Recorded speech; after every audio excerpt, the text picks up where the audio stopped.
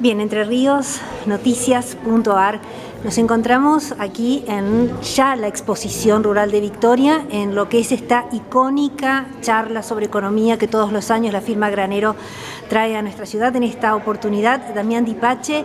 Bienvenido a Victoria, Damián. Un placer estar acá. Siempre es lindo recorrer Entre Ríos, una de las localidades que te digo que me faltaba dentro de mi álbum de figuritas.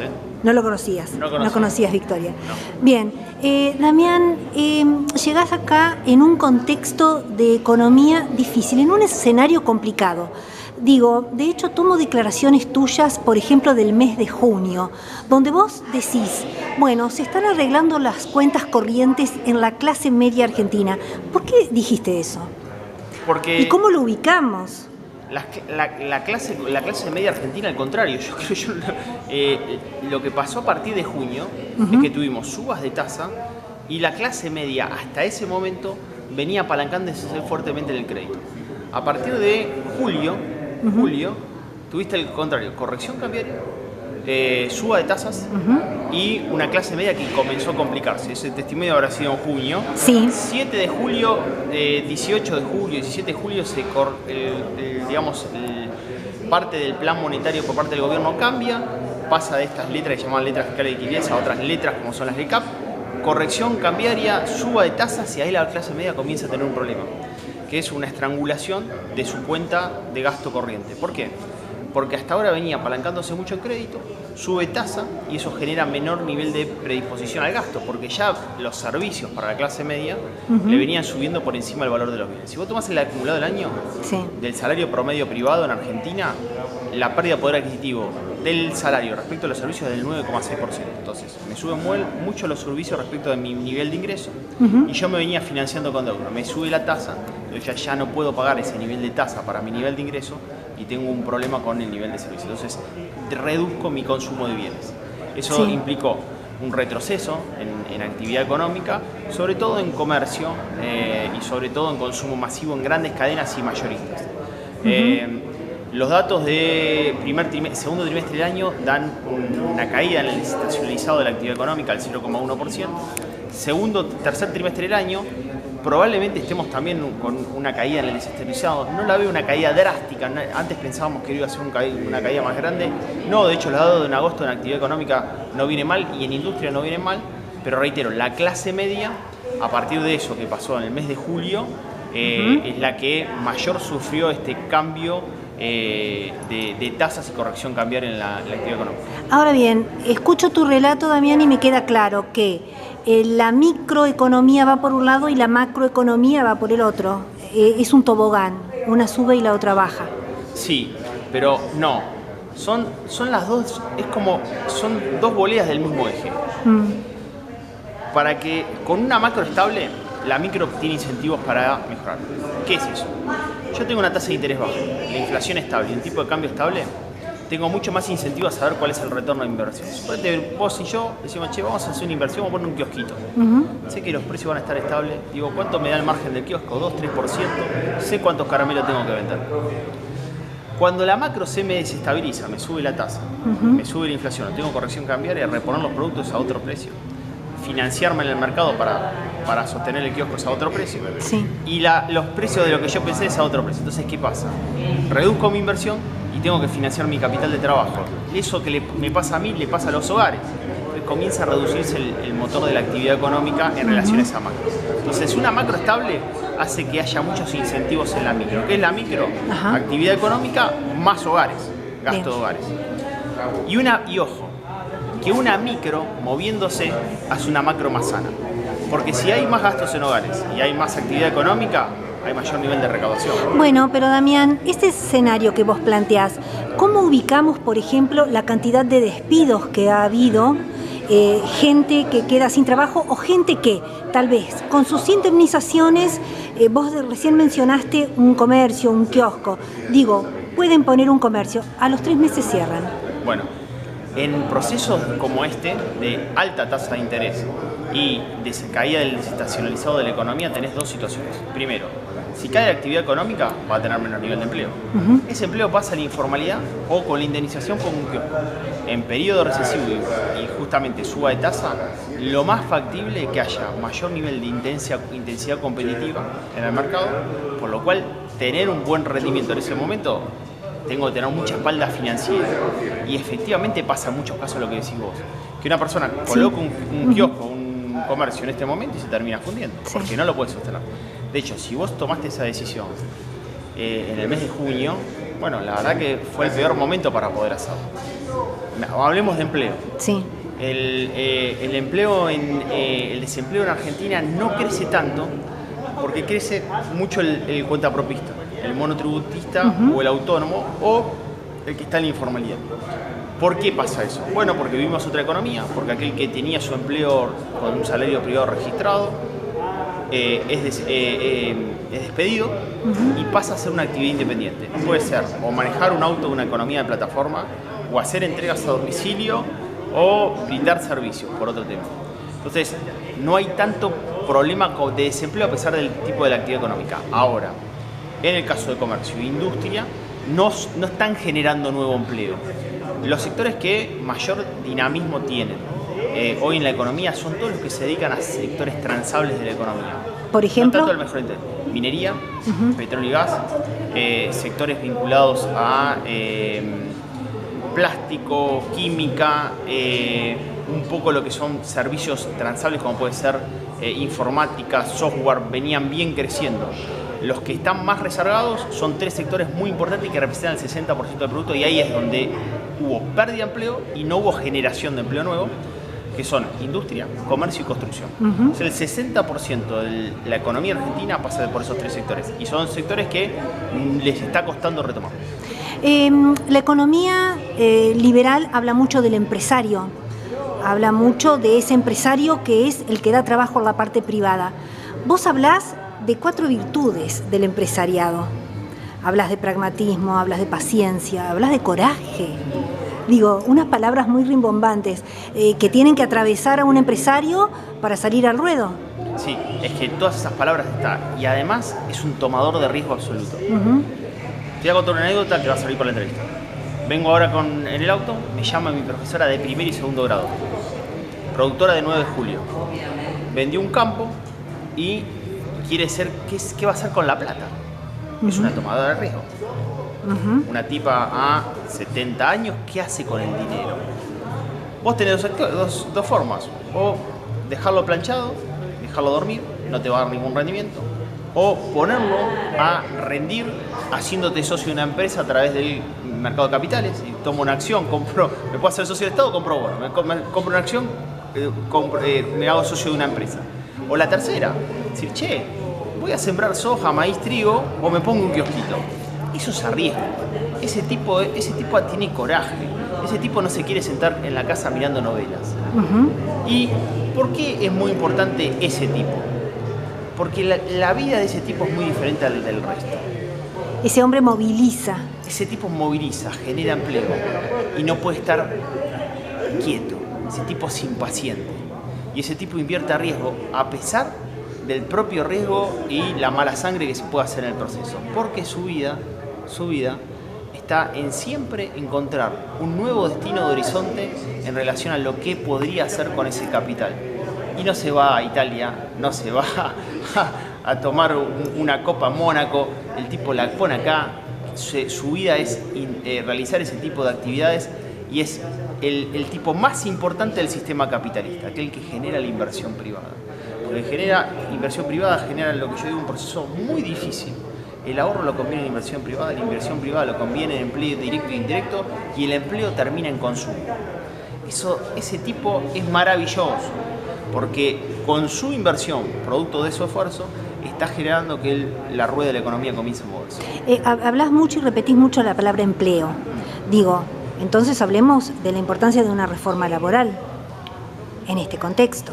Reforma laboral es muy importante porque Argentina no está generando nuevo empleo hace mucho tiempo. Y volvamos al kiosquito. Tengo un amigo,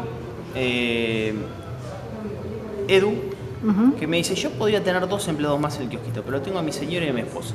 ¿Por qué? Porque si contrato un nuevo 2 empleados me llevan puesto el kiosco si me hacen un juicio laboral. Entonces no hay empleado incluso de poca escala.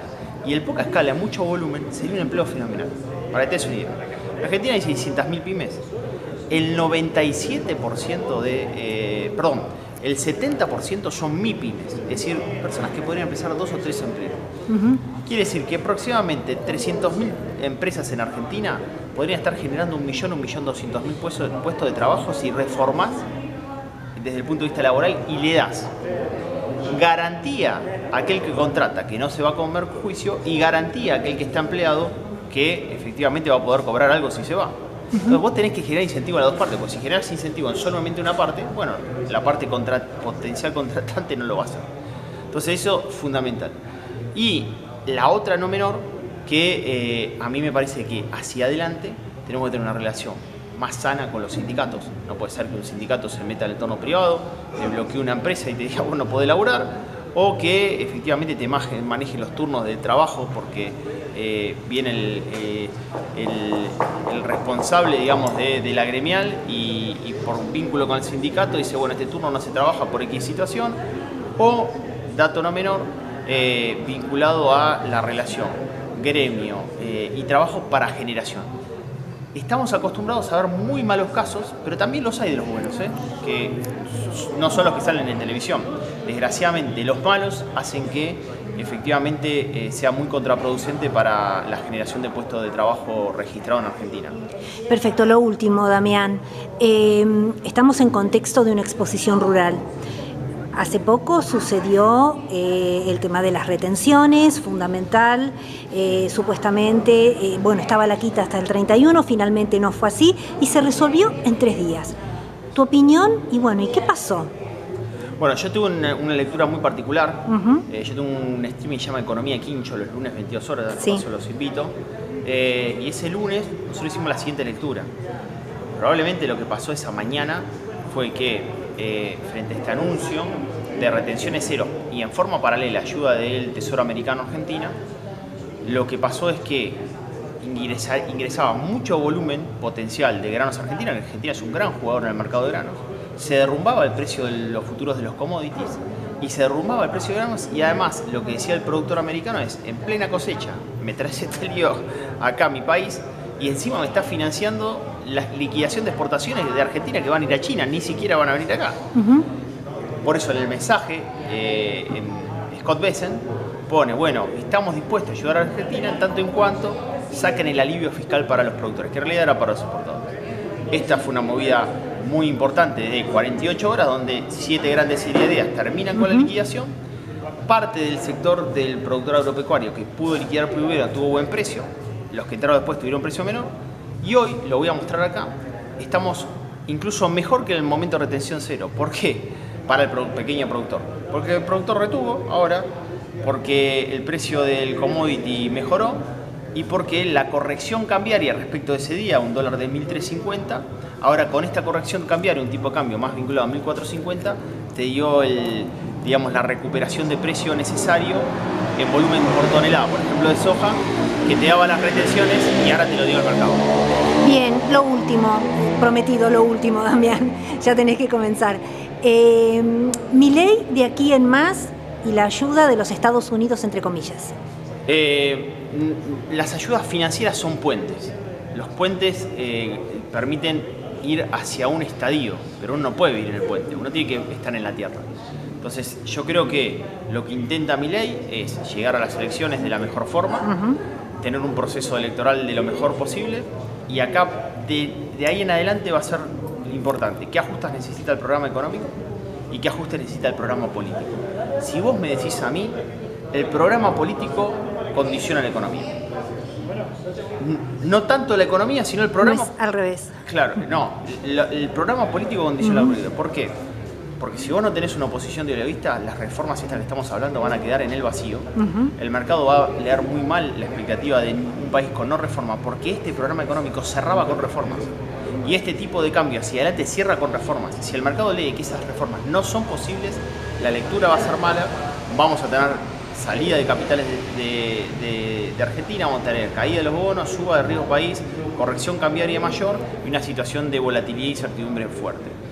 Si Milei obtiene un resultado y el mercado obtuvo un resultado meramente favorable, ya en un 45%, un colchón de un 35%, pero con una oposición dialoguista que obtiene un buen resultado y en vocación de diálogo para un Congreso reformista, el mercado lo va a leer mal, lo va a leer bien. Si eso no se da, lo va a leer mal, a pesar de que Milei tenga un colchón. Acá es muy importante el programa político. Probablemente el programa tenga algún tipo de corrección económica. ¿Qué tipo de corrección económica? Probablemente el tipo de cambio, probablemente tenga que generar mayor niveles de incentivos a la inversión privada, probablemente tenga algunos cambios necesarios.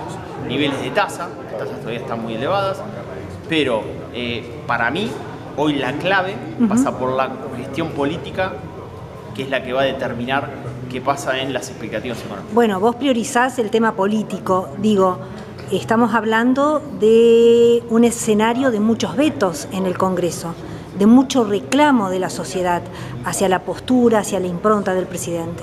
Porque yo creo que la sociedad no está dispuesta a ceder salud y educación. Entonces el gobierno no logró discriminar lo que era su oposición más beligerante respecto de un reclamo genuino de un recorte social, que es el tipo que va a la universidad y el profe. Si hay curro en la universidad, armame 2 cajitas, pagale bien al profe y el que no me presenta factura no le gires un mango. Si hay curro en el hospital, armame 2 cajitas, sacame a todos los que no están laburando, que vayan, ponga el dedo, pero paguémosle bien a los que sí están laburando. En este intento de una oposición beligerante de hacerle un daño al oficialismo, creo que el oficialismo no manejó bien y creo que se sintió herido tomando por el todo a esa oposición beligerante y dañó las partes que son las más comprometidas con salud y educación del país. Creo que la sociedad en ese sentido respondió, creo que el gobierno salió dañado por muy poco, porque vos decís, la verdad que era muy poca plata.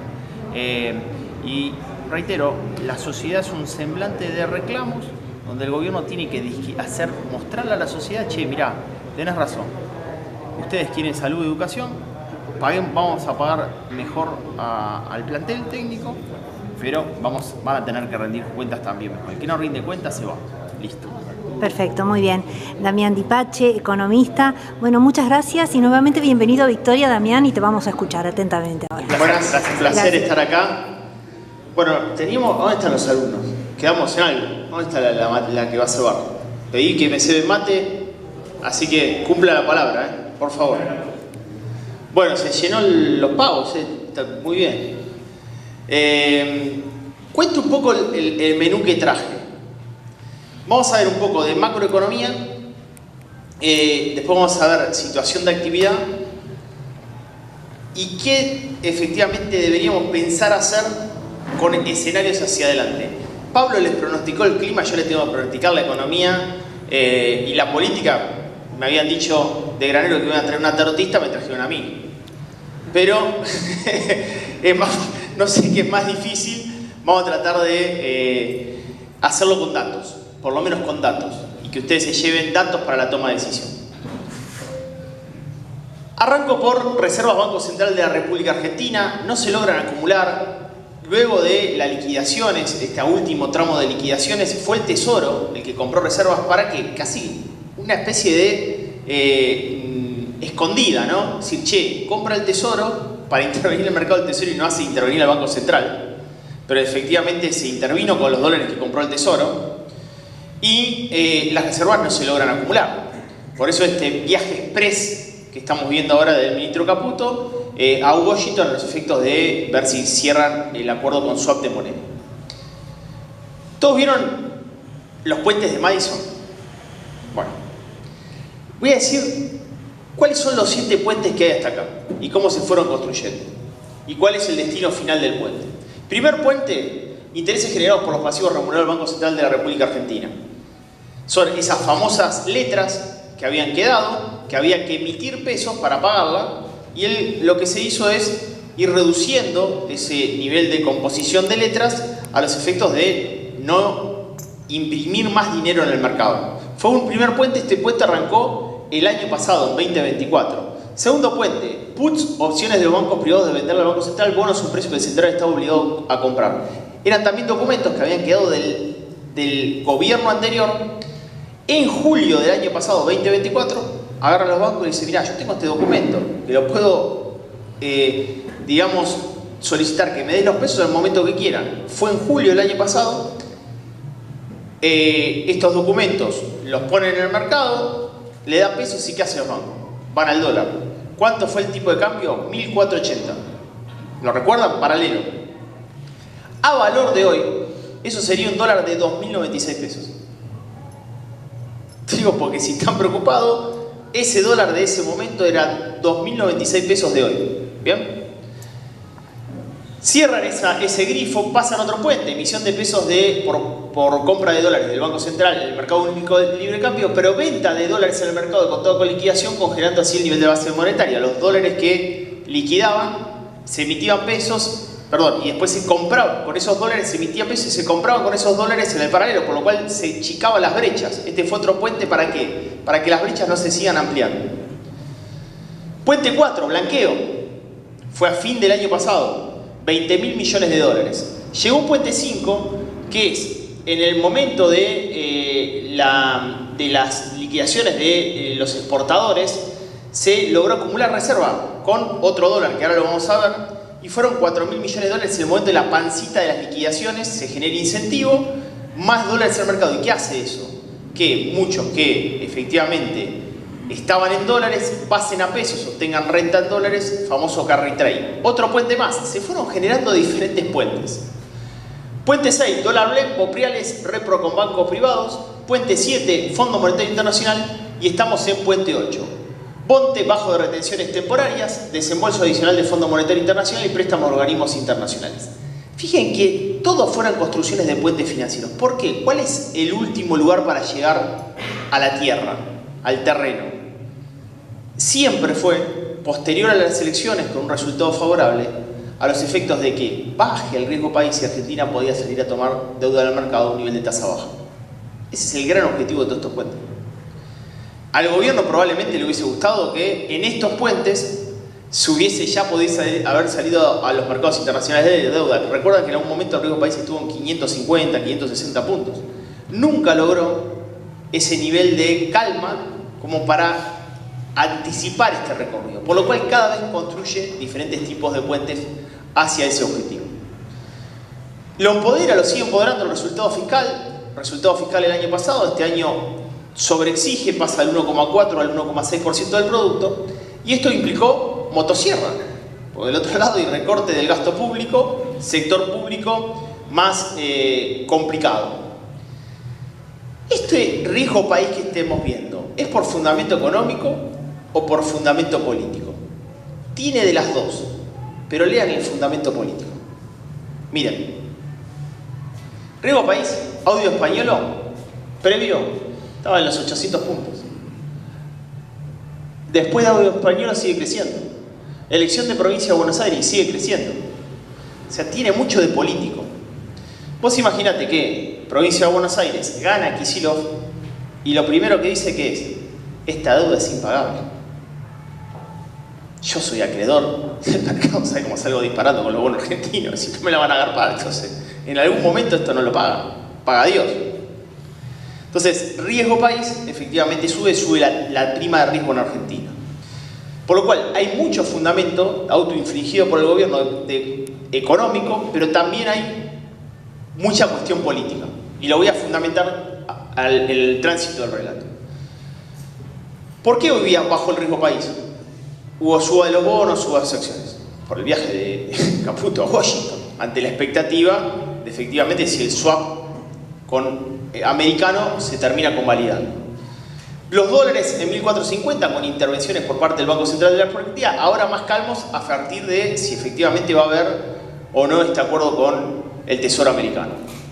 Supónganse que las reservas sean en una versión de café. ¿Cómo se fue llenando esa tacita de café y de dónde arranca en marzo del 2025? Ahora, las reservas eran 24.300 millones de dólares. Ahora, hace poquito. en marzo de este año. ¿Cómo se llenó esta tacita de café? Fondo Monetario Internacional, Banco Mundial, Banco Interamericano de Desarrollo, Confederación Andina de Fomento, bote, más repo, más swap chino, liquidación de exportaciones, retenciones cero, agro y carne, Tesoro Americano. ¿Ven los puentes? ¿Lo ven, no? Todos puentes financieros para llegar efectivamente al objetivo que les estoy diciendo. Termómetro riesgo país. ¿Por qué después de haber bajado por debajo de los 600 puntos vuelve a subir? Y está en caliente. Estos dos yo les doy mucho importancia. Expectativa electoral de octubre y Congreso y reformas. Incertidumbre elevada, encuestas contradictorias. Y, bueno, de hecho vieron lo que eran las encuestas de las elecciones en provincias, todas, la verdad que le pifiaron todos, ¿no? Y Congreso y reformas. Fragmentación moderada y reformas lentas. Y esto el mercado lo lee mal, porque este programa cierra con reformas. O sea, el sector privado ve que Argentina no va a tener posibilidad de reforma, está liquidado. Entonces, ¿cómo sería un riesgo moderado templado? Con expectativa, digamos, electoral, colchón adecuado, o sea, teniendo mayor nivel de reserva que garantice a los acreedores que en los próximos meses van a cobrar, que gana un mandato claro, que se consolide una coalición que los inversores juzguen predecible. ¿Qué quiere eso? No es que gana Libertad Avanza, gana una oposición dialoguista con posibilidad de reforma del Congreso. ¿Se entiende, no? Ya no es que gane Libertad Avanza, sino una oposición dialoguista. Y Congreso y reformas, coalición estable con capacidad de negociación, tipo de cambio con ajustes parciales, y ahí podríamos ir a un riesgo país un poco más bajo del que estamos viendo. El tipo de cambio, están atrasados, los precios están adelantados. Abril de este año, pre-levantamiento del cepo, ¿qué es lo que estaba pasando? Respecto de noviembre del 2023, ese tipo de cambio, pre-11 de abril, que fue el levantamiento del cepo, estaba más atrasado de cuando Milei decía que estaba atrasado, que era en noviembre de 2023.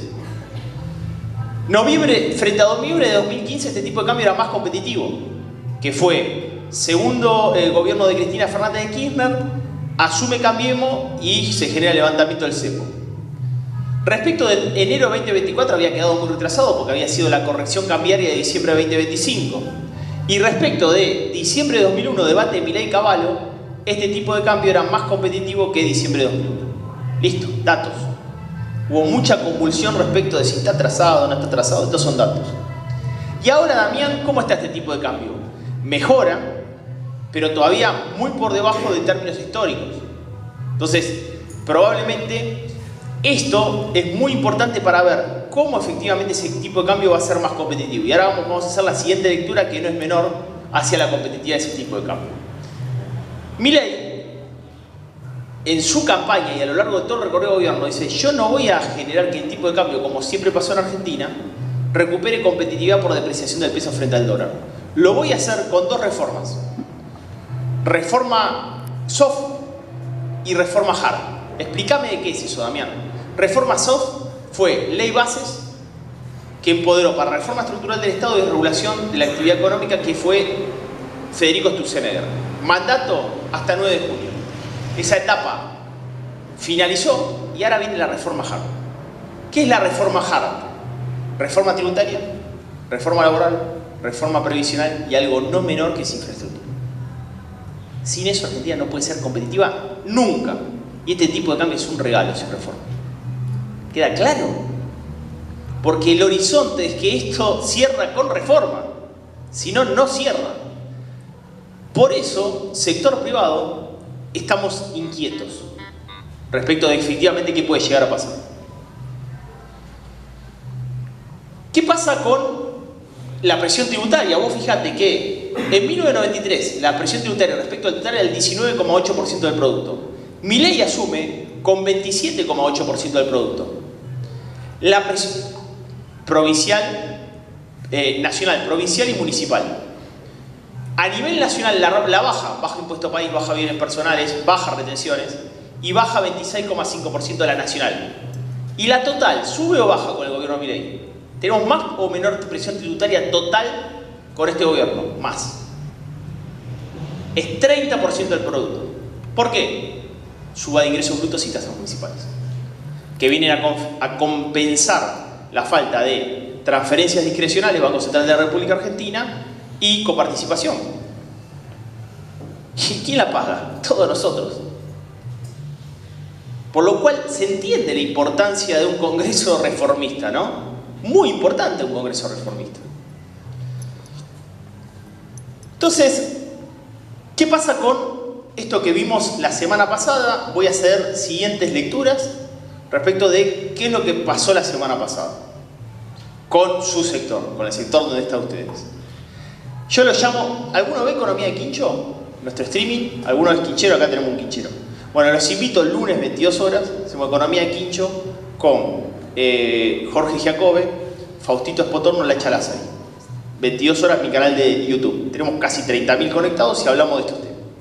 Yo le llamé programa de incremento exportador return, con diferentes condimentos. Retorno. ¿Por qué? Dólar soja 1 fue para acumular reservas, reducir déficit fiscal, 8.000 millones de dólares. Fue en 2022, fue un tipo de cambio, una tasa diferencial de tipo de cambio. Dólar soja 2, 2022, 33 días, 4.000 millones de dólares, tasa diferencial de tipo de cambio. Dólar soja 3 más agro, fue otro tipo de cambio diferencial, 5.623 millones de dólares. Dólar soja 4, 2023, 75% al oficial, 25% al libre, 1.500 millones de dólares de diferenciales. Dólar soja 5, ya asumiendo mi ley, en la transición fue esto. 80% al oficial, 20% al contado con liquidación.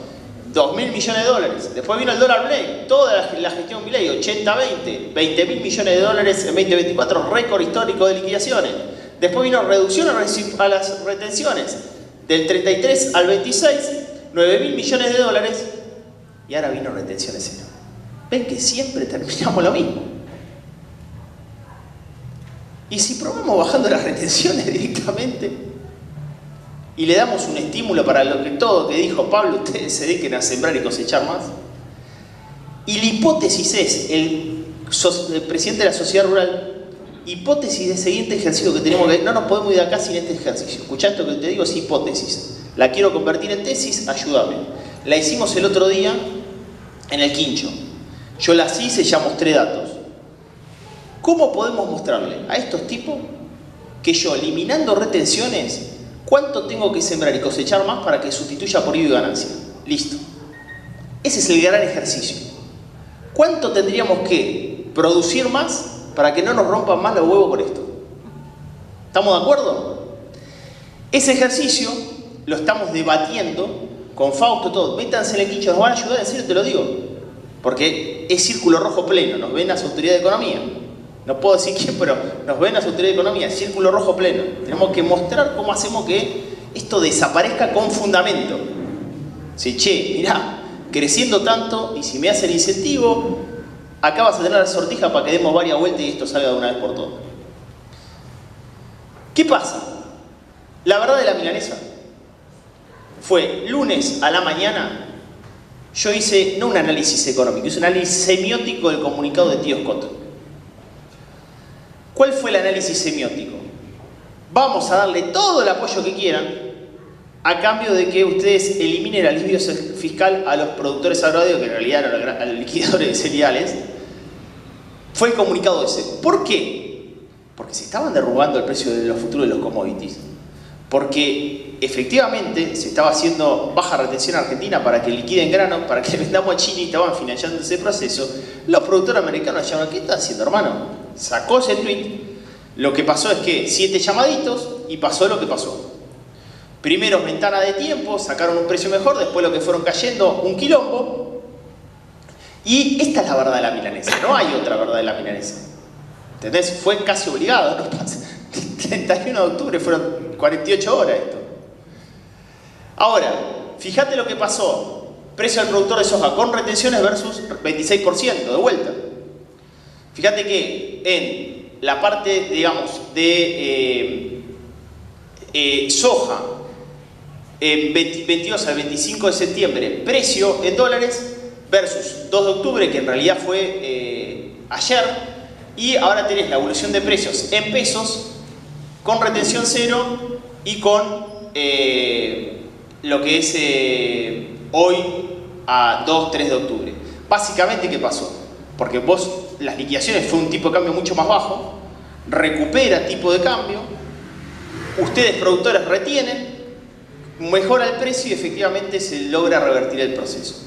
Pero esa macana lesionó un poco la confianza, porque yo lo que vengo diciendo esto de todos los programas exportadores siempre traen aparejado que ustedes salen o el sector sale a mostrar las falencias de Reserva del Banco Central de la República Argentina, que no logra acumularlas. Y que yo publiqué un tuit ayer que Argentina es el país con menos reservas respecto al producto a nivel América Latina. Entonces, siempre, ¿dónde están las reservas? Están en el Ciro Bolsa, hermano.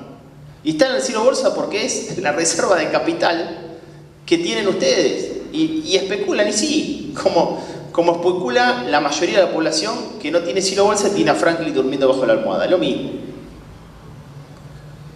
Entonces, esto fue lo que pasó, 80% de soja y derivados, trigo, maíz y cebada. Acá tiene la composición de los 7.000 millones de dólares. No me voy a repetir como el ajo, porque muchas de estas cuestiones las dijo Pablo, pero hay buenas perspectivas hacia adelante, che. Yo les voy a decir, yo sé que ustedes se van a quejar todos, pero hay buenas perspectivas hacia adelante. Área de maíz sembrada creciendo, tiene razón Pablo, factor chicharrita favoreciendo hacia adelante, hay buena proyección. Cuando ves soja estaría en los niveles de 2023, 2024. Cuando ves el caso de carne, cabezas de ganado, Argentina, año 1976 a 1977, Argentina tenía muchísimas más cabezas que ganado de ahora. O sea, ¿qué pasó que nos pasó Paraguay, Brasil, Uruguay en términos proporcionales? Es más, en los últimos 15 años Brasil está llegando al nivel de producción de cabeza de ganado de Estados Unidos. Veo contento un tambero. El tambero hace un año y medio que hace guita y está produciendo. Estaba fundido el tambero en Argentina. O sea que hay un cambio todavía con expectativas más positivas de lo que era el anterior ciclo. Bueno, voy a pasar a esto. ¿Qué hago con tema inversiones? Y voy a analizar siguientes escenarios. Yo no voy a decir qué tienen que hacer ustedes con la guita, sino que voy a analizar probables escenarios de cómo yo me comportaría y qué estaría pensando en relación a datos. Bonos soberanos están destruidos de vuelta, están con una paridad muy baja. Entonces, hasta el 26 de octubre hay un movimiento y hay post 26 de octubre hay otro movimiento. ¿Qué pasa con bonos soberanos? Moderada suba, rotación táctica a bonos cortos, por ejemplo GD30 como defensivos ante la volatilidad, potencial de 5-10% si persiste apoyo americano, que efectivamente es lo que uno puede llegar a especular en las próximas horas. Encuestas que favorezcan pro reformas. Baja posible 5-8% si hay derrota o inflación alta. Inflación alta no la veo. Derrota se puede leer, no que gane o pierda Libertad Avanza, antes se hablaba de 45%, un piso de 35%, pero con un congreso favorable es un resultado, con un congreso desfavorable es horrible. Analista recomienda posiciones cortas en el local por incertidumbre. Post 27 de octubre, alta suba con victoria de congresos pro reforma, 50-60% de probabilidad, 17-22% en bonos largos. Si riesgo país, ahí podría estar bajando, escenario intermedio de un resultado adverso, pero más parejo, caídas del 5 al 10%, y acá estamos viendo una situación post-octubre que, reitero, si hay un congreso adverso, la caída puede ser mucho más profunda. ¿Qué pasa con acciones? Hasta el 26 del 10, posibles 5 o 7% de sectores cíclicos, bancos y energía. Hoy, por ejemplo, tuvimos rendimiento de acciones positivas y bonos positivos, si riesgo país baja, pero caídas del 10%, si persiste esta idea de un congreso no pro reformas y Merval cayendo. Post 26 de octubre, fuerte raíz y Milei más oposición de Aloísta Gala, 5-25% creciendo el Merval, y bancos podrían duplicar. Si hay derrota, 20-30% cayendo. Porque va a ser muy mal leído. Muy mal leído. Bueno, factores claves y probabilidades estimadas. Arriba, alta volatilidad por encuestas, datos micros más inflación. Dato micro hay que leerlo, porque la sociedad vota con su bolsillo. Es el dato micro, hay que leerlo, muy importante. Y abajo, depende del porcentaje de votos, porcentaje oficialista 35%, habilita reformas y flujos de inversión.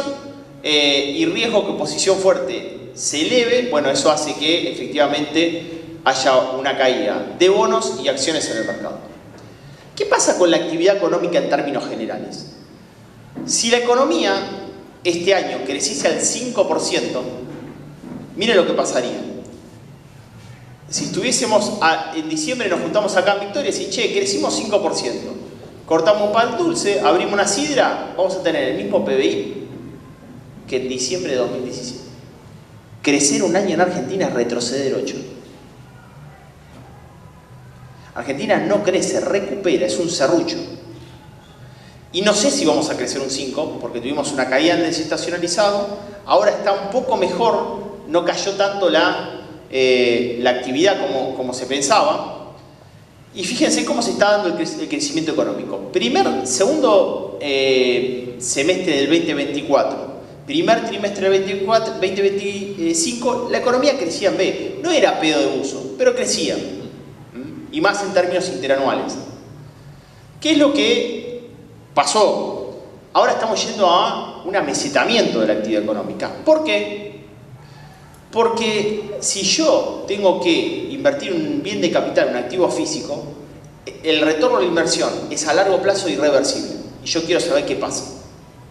Si yo tengo que invertir un activo financiero, es de corto y líquido. Listo. Entonces se te cae la inversión privada. Inversión extranjera directa no llega. Porque quiere efectivamente cuál es ver la probabilidad hacia adelante de qué va a pasar en la política. ¿Qué está pasando en la gestión política? Esta es opinión y percepción mía. Vos no podés pasar de Keynes a Rothbard sin haber leído El Príncipe de Maquiavelo, hermano. Las ciencias son dos. No es que hay una ciencia económica y rompo el manual de la ciencia política. Sigue siendo una ciencia a pesar de que no te guste. Y es milenaria. Y desde Nerón hasta ahora se aplicó. Las dos a la par. La ciencia política y la ciencia económica. Entonces, se está fallando fuertemente en la gestión política para gestionar la economía. La gestión política abre el camino a la economía, chicos, porque la sociedad se maneja por expectativas. Los agentes económicos son racionales y cuando hay quilombo político la economía también se cierra a pesar de que vos la quisiste abrir solamente por factores económicos. Entonces, la gestión política abre el camino a la economía. Es muy importante esto. 3 errores políticos cuando la economía crece y hay buena imagen en la opinión pública. Segundo semestre del año y primer trimestre del año de este año. 3 errores por no leer El Príncipe de Maquiavelo. Mira, soberbia y exceso de confianza. ¿Qué decía el príncipe?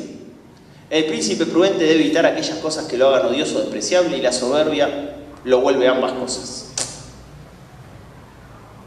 2. Negligencia en otros frentes. Un príncipe prudente debe prever los males desde lejos y solo así puede remediarlos fácilmente. Si los espera demasiado, ya no habrá remedio. 3.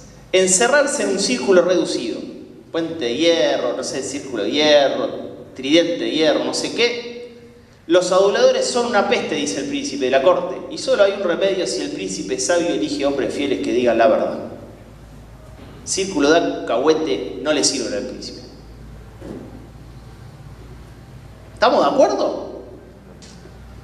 Muy importante esto. Muy importante. ¿Qué pasa con la actividad económica? Dijimos que 2017 era techo de crecimiento del PBI en Argentina, techo de salario, techo de jubilación. ¿Cuáles sectores crecen en términos reales desde ese momento hasta ahora? Minería, enseñanza, inmobiliario empresario, hoteles, restaurantes, agro, administración pública, servicios domésticos, salud. Por debajo que caen en términos reales, comercio, transporte, industria, construcción, pesca y financiera.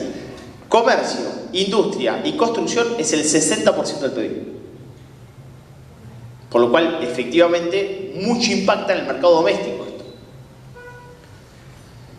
Cuando pensamos ahora en el mes de agosto, en el desestacionalizado la actividad mensual crece. Y este es buen dato, decir, che, para que está creciendo 0,7% la actividad económica, crece 5,5% interanual. Fíjense el primer rubro. ¿Cuál es el que más crece? Intermediación financiera. ¿Por qué? Hay más crédito, pero hubo más tasa. Hay más endeudamiento. mucha empresa tuvo que salir a financiar de capital de trabajo, mucho hogar tuvo que salir a financiarse al mercado a un nivel de alta tasa. Ojo con esto, ¿eh? Por eso también yo creo que lo que hoy muestra como crecimiento de la intermediación financiera puede ser un problema. Y producción industrial, y bienvenido sea, en la mensual 1,1%. Alimentos, refinería, tabaco, productos farmacéuticos, química, textil, en términos positivos, y por solamente química y textil por debajo del promedio, todo el resto por debajo del promedio, en el caso de minerales no metálicos, maquinaria, metálicas básicas, papel, bebidas y plásticos. Voy a analizar dos ciclos de la economía y ciclos políticos, porque usted esto lo va a pensar en las decisiones que podemos tomar. Pasamos del último periodo electoral de plan platita a este periodo electoral plan aspiradora. ¿Cuál es la diferencia entre un ciclo y otro? El primer ciclo es política expansiva con emisión monetaria, aumento del gasto público y financiamiento vía emisión, caída de la demanda de dinero e inflación. Ahora estamos con política de ajuste fiscal y monetario, reducción del gasto, absorción de pesos con bonos y suba de tasas. Fíjate, el primer plan platita, estimular la actividad económica, objetivo a corto plazo, y planes aspiradora, estabilizar la economía y controlar la inflación. Objetivos totalmente, diametralmente opuestos. Impacto en la producción. El plan platita, incremento inicial de la producción del PIB gracias al mayor gasto y liquidez. Ahora, posible desaceleración o recesión en el corto plazo por menor demanda agregada. ¿Qué pasa con el consumo y demanda agregada en uno y otro ciclo? Aumento del consumo privado y público por mayor circulación del dinero, caída del consumo por menor gasto público y encarecimiento del crédito, lo que estamos viendo. Inflación. Anterior ciclo tiende a incrementarse dado que hay más dinero en circulación y la demanda supera la oferta. Y ahora reducción progresiva de la inflación al restringir liquidez y moderar la demanda. Antes, tasa de interés, bajo nivel de tasa de interés para incentivar crédito y gasto. Ahora, tasa de interés elevada para desalentar el consumo y la inversión y atraer la obra. ¿Lo ven los ciclos, no los cambios? ¿Qué pasa con la deuda pública? En el anterior ciclo puede mantenerse baja en términos formales, se financia con emisión en lugar de deuda, pero a costa de inflación. Y ahora puede aumentar el endeudamiento interno, bonos y letras, pero con menor presión inflacionaria. Absorbo pesos, chupo peso del mercado. Confianza y expectativa, riesgo de pérdida de confianza en la moneda y dolarización de portfolios. Y plan aspiradora, mejora la credibilidad macroeconómica, confianza en la inversora, pero ojo, hay dolarización de portfolio. Quiere decir que efectivamente todavía hay la incertidumbre electoral, encuentra la dolarización por portfolio como una vía ante la incertidumbre. Efecto de corto plazo, crecimiento económico y mayor empleo, pero con riesgo de espiral inflacionaria, top 1 a nivel mundial de inflación. Ahora, estabilización de precio y tipo de cambio que con menor crecimiento y posible desempleo. ¿Por qué digo estabilización del tipo de cambio? Porque en estas franjas que se puede mover, no es una locura. Yo ya sé que C5N te va a decir que se mueve 5 centavos el dólar y esto es un desastre. Pero no hay ninguna posibilidad de desborde. Porque no hay pesos en el mercado. Esta también es la realidad. Ahora, que llega a superar los 1.485 es un quilombo nacional. Efecto de largo plazo, posible crisis inflacionaria, distorsiones en precio relativo, pérdida de poder adquisitivo. Política justificable monetaria, base de un crecimiento sostenido, se controla la inflación, pero riesgo de prolongada contracción económica. Y el riesgo de prolongada contracción económica también está dado por el resultado electoral. Y ahora voy a fundamentar por qué. Milei logra algo que no logra ningún presidente en la historia de la democracia. Es el que mayor nivel de crédito al sector privado respecto al producto da en el mismo periodo de gestión de gobierno. Te dice, yo no financio más al sector público, no emito más moneda por parte del Banco Central de la República Argentina, no pongo más letras y bonos para financiar porque ahora tengo superávit. Entonces, efectivamente eso es un cambio muy drástico, va otorgando crédito al sector privado. Eso alienta mucho que consumos de bienes durables. Maquinaria, auto, casa, artículos del hogar, electrodoméstico y todos esos bienes, la clase media ve posibilidad de financiar créditos de cosas importantes y no para llenar la mesa solamente. Entonces eso es muy importante hacia la clase media. ¿Qué es lo que pasó? Que a partir de, si querés comprar campeón, comprá, ese 7 de julio, el 17 de julio, el Banco Central quiere cambiar las posiciones del EFIS al ECAP, que eran de rendimiento diario a un plazo más corto, pero más diferente del que venían rendiendo los intereses del EFIS, alta liquidez en el mercado, corrección cambiaria, suba de tasa. Eso pegó fuerte. para incluso aquel que tomó crédito que tenía accesibilidad al crédito. ¿Por qué? Y bueno, porque efectivamente generó mayor costo de financiamiento, encarecimiento del crédito comercial, menor inversión en stock y producción y caída en el nivel de actividad. ¿Qué pasó con hogares? Crédito más caro, menor acceso a préstamos personales, tarjetas hipotecarios, caída en consumo durable y no durable y menor demanda de mercado. Pero sobre todo pegó el durable, que es el que quería financiar a largo plazo. ¿Cómo, Damián? El que fue a un banco y quería sacar un crédito hipotecario cuando llegó a la carpeta a 1.250, cuando el dólar volvió a 1.510, le salió rechazado. Porque la cantidad de ingresos en pesos respecto al valor de tipo de cambio en dólares no le da. Entonces fue perdiendo crédito al mercado y los avales se fueron cayendo. Eso en muchos generó un problema importante. Tenés la tarjeta de crédito y cuando la vas a refinanciar, llegó a estar a 120, ahora está en 95% de tasa, con ingresos que van al 25%. Entonces va generando un estrangulamiento en capital de trabajo y genera un estrangulamiento en hogares. Esto es lo que pasó, fue un daño autoinfligido últimos 70 días en la economía. Hacia adelante, las economías crecen por dos motores muy importantes: crédito y energía. Argentina está recuperando el crédito al sector privado y bienvenido sea, y es muy importante, y a Argentina le va a sobrar energía. Esto es recontra importante. Esto es mirar el horizonte de otro lugar. Argentina ya supera el nivel de producción de petrolera del año 1999 este año. Esto no es noticia, pero es un resultado espectacular hacia adelante.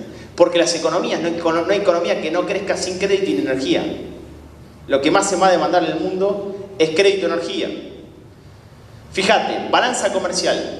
En el año 2022, cuando comenzó la guerra Rusia-Ucrania, Argentina importó por 11.000 millones de dólares. Y ahora está teniendo balanza comercial superavitaria por 3.700 millones y cerraría en 5.000 millones de dólares. Y probablemente por los próximos años, proyectando, si nosotros logramos transporte, es decir, tuberías para conectar, Argentina podría tener balanza comercial superavitaria en los próximos 7 u 8 años por 32.000 millones de dólares. O sea que en el momento de las liquidaciones del colchoncito de ustedes aparecería la energía y esto va a ser muy importante para el ingreso de dólares en nuestro país. Además de que la energía para la producción, para el transporte, etcétera, va a ser muy barata en el mercado doméstico. ¿Qué pasa con el nivel de proyecciones de exportaciones? Fíjate que en el año 2015 eran el 3,4% de las exportaciones, ya son el 13,2% y vamos al 30% de las exportaciones. La energía. ¿Se ven, no, los datos? Esto va a ser muy, pero muy importante, muy relevante hacia adelante. Y las importaciones, bueno, pasamos de que sean el 15,9 o el 17,3% al 4,9%, ya. Menos dólares que se van, más dólares que ingresan. Y también nos falta todo lo vinculado a la minería. Argentina, con la misma cordillera que Chile, exporta por 5.000 millones de dólares, Chile por 70.000 millones de dólares, con la misma cordillera. Argentina está entre los 10 principales proyectos cupríferos del mundo, cobre. Argentina tiene 2 de las reservas más importantes de oro, entre las 25 reservas más importantes de oro acá en esta tierra. Y Argentina está entre los 10 productores de plata más importantes del mundo. Somos pobres porque queremos. Entonces, hacia adelante, esto es muy próspero, porque durante mucho tiempo se generó desincentivos para extraer la riqueza. Argentina no es rico, es un país pobre y es pobre porque no extrae la riqueza. Por lo cual digo, si efectivamente le damos un incentivo al campo, tenemos que ser Texas. Efectivamente, Texas es petróleo y en el agro tenemos que ser millonarios. No puede fallar esto. Da el incentivo al privado y el público tiene que ir desapareciendo solo. Es al revés. Y el potencial es enorme. Los datos, yo traigo datos, no camelo. Datos. Es enorme el potencial hacia adelante si lo dejamos romper los huevos. Cuando pensamos en un auto de Fórmula 1, yo les quiero decir qué pasa con 2 ciclos de la economía y la importancia del ciclo que estamos transitando. ¿Qué pasó con el modelo de política económica Argentina modo Fórmula 1 durante 20 años, ciclo económico anterior? Y entiéndanme el concepto. Esteban Tuero gastó más acá, negro. Y te voy a explicar por qué. Era más gasto público, más inversión pública, más consumo privado, pero menos inversión privada, menos exportaciones, menos importaciones. La economía no crecía en términos reales.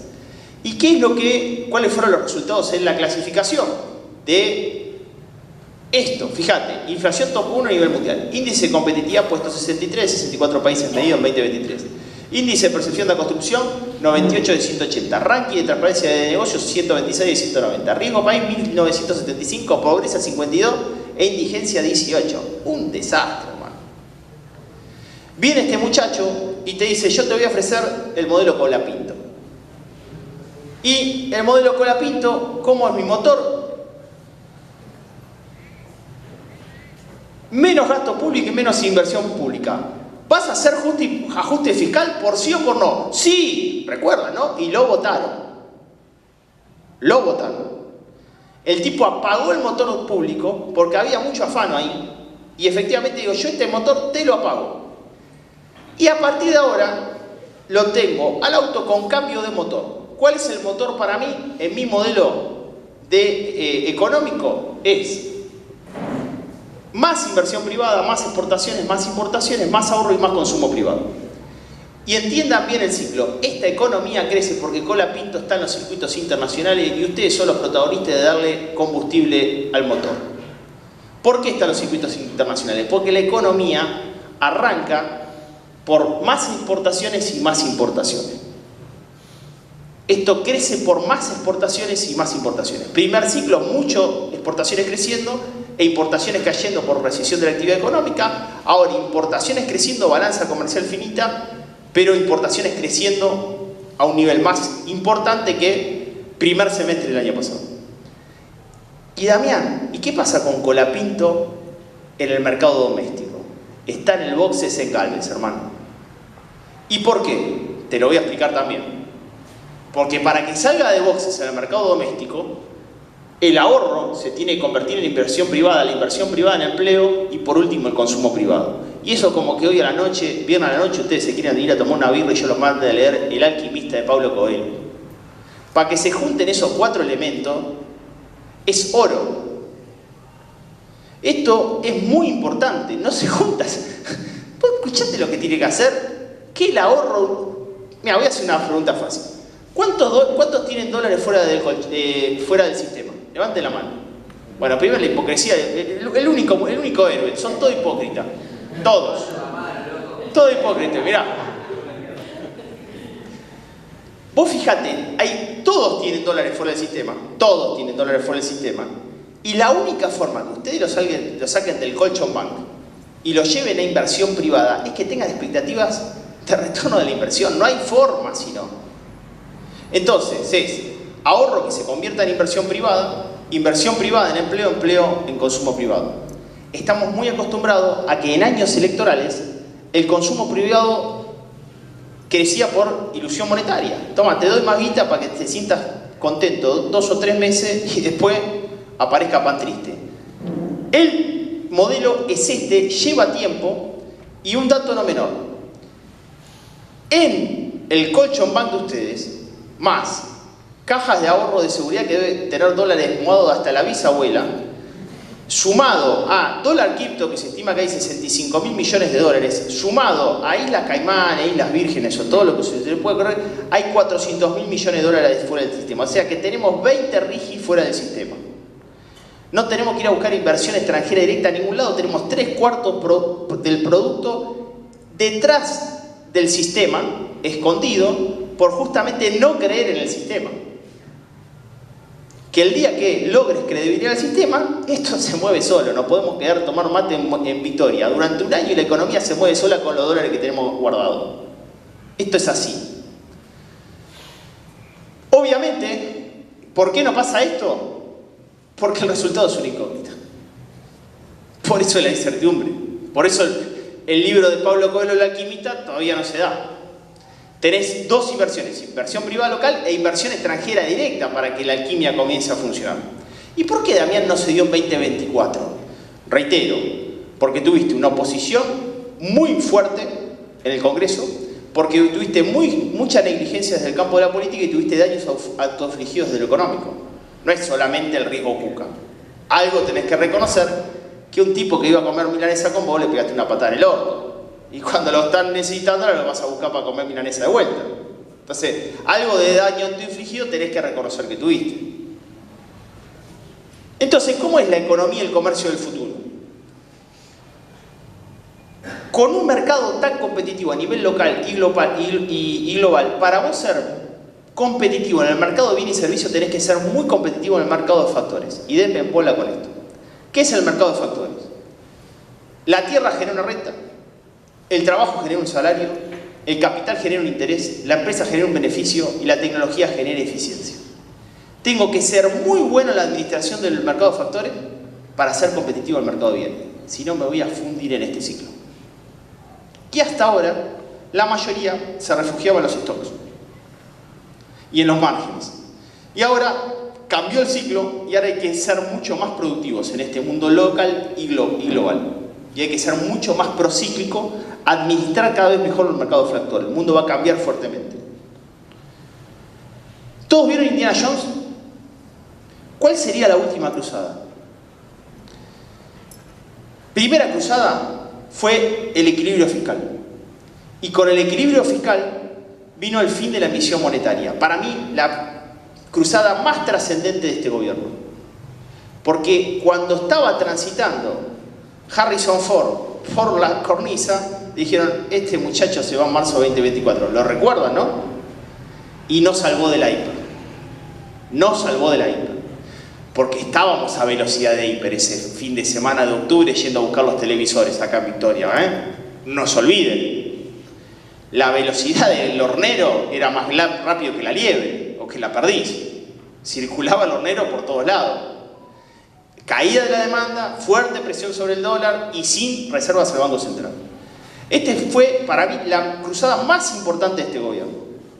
Después de eso, vino la normalización cambiaria y levantamiento del cepo. Con que muchos dicen, no, lo va a hacer en enero 2026, diciembre 2025, con diario del lunes. Muchos dicen, che, ¿para qué le levantó el cepo? Para que vayan a tomar la caipirinha a Brasil y no levantó el cepo para giro de utilidades y dividendos. Eso hubiese crecido inversión extranjera directa y si quiere tomar la caipirinha anda a buscarlo al mercado, no le saque reserva Banco Central. Con el diario del lunes también te digo, me parece que el gobierno nunca se dio cuenta de la mala praxis política, estaba en el estadio de soberbia, no leyó El Príncipe. Dice, yo le voy a tirar un centro a la clase media y efectivamente después se le vino todo en contra. Pero el mensaje es decir, che, tuviste sin posibilidad de hacer esto durante 10 años, te tiro un centro, te necesito para la elección, votame. ¿Un populismo dolarizado? Sí. ¿Salió mal? Sí. ¿Hubiese sido mejor arrancar por giro de dividendos y utilidades? Sí. ¿Y por qué? Y porque cuando yo le di una charla a un CEO inglés hace 4 semanas de una automotriz muy importante, me dice, Pache, está todo bien, ¿y cuándo yo puedo hacer giro de utilidad y dividendo? ¿Qué le digo? Me ralentiza la inversión extranjera directa eso. Si yo no puedo tener retorno de giro de dividendos y utilidades en Argentina. ¿Cuál sería la próxima cruzada? Reforma estructural y desregulación de la actividad económica, pero ahora viene la laboral, la tributaria, la previsional e infraestructura. Esta es la cruzada más importante. Y por eso todos estamos muy inquietos. Porque si esta cruzada sale bien, ahí sí tendríamos una cruzada muy importante que es la recuperación de la inversión y crédito en Argentina. Van entendiendo el cuentito con datos que les traje, ¿no? Esto es muy importante, ¿eh? No hay esto sin otro, por eso el mercado está tenso. Esta cruzada próximos 20 días son muy importantes para la República Argentina, ¿eh? Yo no sé cuánto le vinieron a prometer que les van a bajar las retenciones. Este es el único que les dijo, se la voy a bajar y ya se la bajó y probablemente vaya un camino de bajársela en serio. Entonces, me parece que para este sector es una cruzada fundamental. Argentina, campeona mundial de ansiedad en América Latina. Seba Campanario va a ser protagonista de mi próximo libro, lo pueden leer en Contratapa La Nación, un capo Seba. Estudia economía del comportamiento. Escribe un libro que se llama Economía en Insólito, año 2004, y toma este libro de Robert Levin que hace un muestreo en toda América Latina y lo que hace es decir cuáles son los más ansiosos de América Latina tomando rasgos de comportamiento conductual a nivel sociológico. Mirá, argentinos, primeros en tocar la bocina ante un semáforo que cambia a verde. ¿Estamos de acuerdo? ¿Estamos de acuerdo? Segundo, en toda América Latina, primeros en tocar el botón del ascensor para que cierre la puerta. ¿Estamos de acuerdo? Tercero, primeros en completar la frase del otro.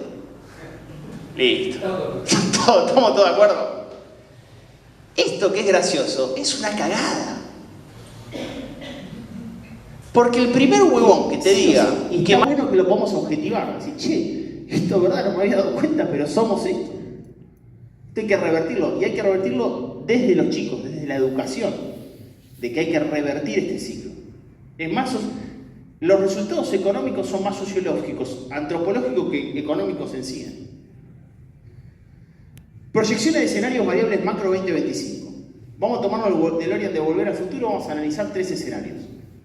Primer escenario, con financiamiento internacional bajando el plazo del IPK a 1%, recortando tasa de interés sin cine negro internacional ni local. En este escenario era inflación 19, tasa de interés 20, tipo de cambio 1179. Voló por el aire. Nada de esto pasó. Segundo escenario, cine negro internacional con dudas sobre el financiamiento de deuda con corrección cambiaria, corrigiendo clave por encima del proyectado, acelerando inflación, subiendo tasa. Estamos acá. Con este escenario, inflación 27, tasa de interés 45, tipo de cambio 1390, 1400. Escenario 3, que hay un escenario 3 probable, y sí, claro. Con resultado adverso en octubre, cine negro internacional y sin poder financiar total de deuda. Y en este escenario, inflación 38, tasa de interés 39, tipo de cambio 1620. Si este escenario que yo les digo se da en otro contexto del ciclo, por datos que yo les traje hoy, el 26 de octubre, el 27 de octubre ustedes se levantan a la mañana en otro ciclo económico que fue el anterior y el día lunes le piden un ticket a Elon Musk y van a buscar el billete a la luna. No hay un desastre acá. No hay un desastre. Un tipo de cambio 1620 no es un desastre. No es 3.000 que hoy sería 6.000 o 7.000. Sí, hay una corrección y efectivamente tuviste resultado adverso. Y hay que ver cómo gestionás esa transición. Pero no desaparece todo de un día para el otro. Voy a dejar 2 frases. Una que es de Paul Romer, Premio Nobel de Economía, año 2018. Tipo dice, a nivel más básico, la economía crece cuando las personas cuentan con el conocimiento para combinar los recursos de una nueva manera, haciéndolo más valioso. No producimos realmente nada. Todo ya está aquí. Lo que hacemos es combinar cosas. Yo acá le traje muchos elementos para que ustedes combinen datos con decisiones para la toma de sus negocios en esta noche. Y esta de Tim Harford, que es un economista británico, un economista que a mí me gusta mucho, habla sobre la actividad económica, además periodista económico en Gran Bretaña, Reino Unido, y escribió un libro muy interesante, se llama El economista camuflado, economista encubierto, y él dice, la vida económica es un conjunto de intercambios, y los intercambios no son solo transacciones comerciales, son intercambios de idea, información y energía. Y a mí, yo primero agradezco a Granero, agradezco a la sociedad rural que me haya invitado. Yo lo que vengo esta noche es a intercambiar ideas, información, energía para que ustedes puedan hacer mejores transacciones comerciales. Gracias.